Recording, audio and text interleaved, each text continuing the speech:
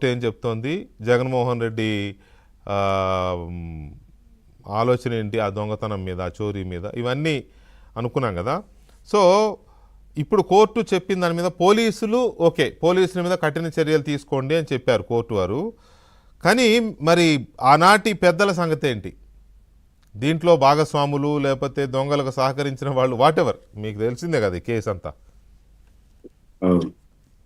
Sir నమస్కారం. మీకు ప్యానెల్లో ఉన్న పెద్దలు పట్టాభి గారు, అదే మాదిరి భాను ప్రకాష్ రెడ్డి గారు, ఇద్దరికి కూడా వీక్షకులకి సిపిఎం పార్టీ తరఫున నేను ముందుగా నమస్కారాలు తెలియజేస్తున్నాను.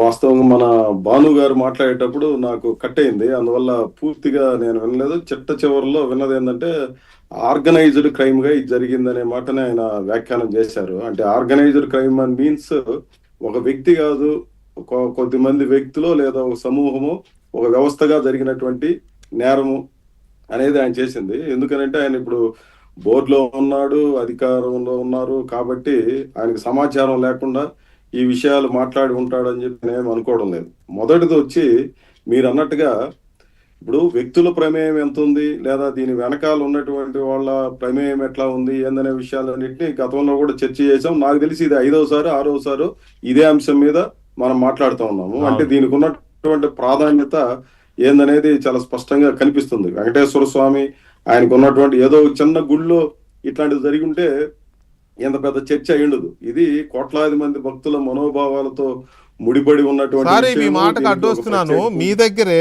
ఒక చిన్న గుళ్ళో ఒక పూజారి ఏదో చిన్న అప్పు కట్టడం కోసం చిన్న దొంగతనం చేశాడని కేసులు పెడితే నాకు గుర్తున్నంత వరకు ఆ కుటుంబం ఆత్మహత్య చేసుకుంది.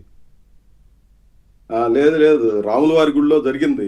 అదే జైలుకి పంపారు, దాని మీద ఆత్మహత్య ఏం చేసుకోలేదు. కానీ ఆ సందర్భంగా చాలా పెద్ద చర్చ జరిగింది. లేదండి, ఒక ఆయన చేసుకున్నాడండి ఒక గుళ్ళు, అది ఎక్కడ అనేది నాకు సరిగ్గా గుర్తు రావట్లేదు, సారీ.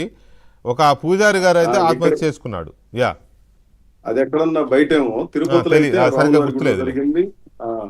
అదే ఆ డీటెయిల్స్ కూడా తర్వాత మాట్లాడచ్చు. నేను ఇక్కడ ప్రస్తావన చేస్తున్నది ఏమంటే, ఇక్కడ కొన్ని ప్రశ్నలకు సమాధానం దొరకడం లేదు. ఒకటి, ఆయన ఆస్తులు రాయించుకోవడం అనే విషయం మంచిదా చెడదా?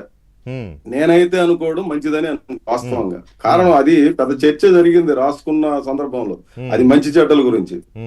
26 రకాల ఆస్తులు అతనికి ఉన్నాయి, 22 రకాల ఆస్తులు రాయించుకున్నారు టిటిడి.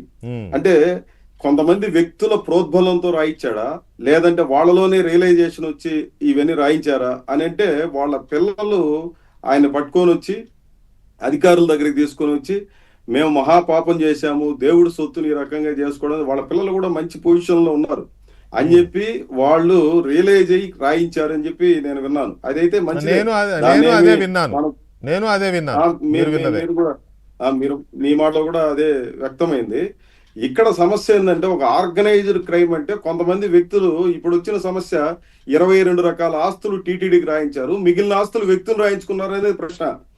దాని గురించి చర్చ జరుగుతుంది, పదే మాట్లాడుతున్నారు. మన భాను ప్రకాష్ రెడ్డి గారు కూడా అనేక సందర్భాల్లో ఈ విషయాన్ని ప్రస్తావన చేశారు. నేనేమంటానంటే, హైకోర్టు చెప్పింది ఏసీబీ విచారణ జరిగింది, సిఐడి విచారణ జరిగింది, పోలీసులు ప్రాపర్ గా వ్యవహరించలేదు అని చెప్పి చాలా అంశాలని హైకోర్టు మాట్లాడింది. ప్రాపర్ గా వ్యవహరించలేదు కాబట్టి ఆ బోర్డు తీర్మానాలు, అదే మాదిరి ఆ స్టోరేజ్కి సంబంధించి, బండిల్స్ వ్యవహారానికి సంబంధించి, లేదా పరకామణి నిర్వహణలో పద్ధతులకు సంబంధించి, ఆ సీసీ ఫుటేజ్లకు సంబంధించి ఇవన్నీ కూడా మీరు భద్రపరచండి అని చెప్పి సిఐడికి కొన్ని పద్ధతులు ఇవన్నీ కూడా చెప్పింది. ఇప్పుడు కూడా కొన్ని వ్యాఖ్యానాలు చేసింది. నేనేమంటానంటే, ఇక్కడ ఇప్పుడు ఈ రాజీ చేసింది వ్యక్తులు కాదు, కోర్టే. మళ్ళీ ఇది న్యాయస్థానమే చేసింది. రాజీ చేసింది తప్ప రైట్ అనేది తప్పు అని హైకోర్టు మాట్లాడుతూ ఉంది.